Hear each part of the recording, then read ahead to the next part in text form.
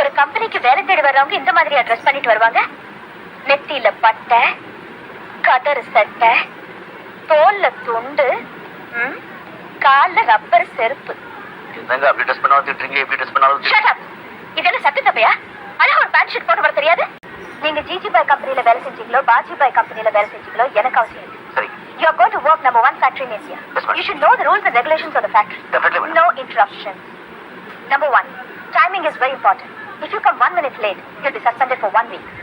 Number 2, neatly ironed khaki uniform.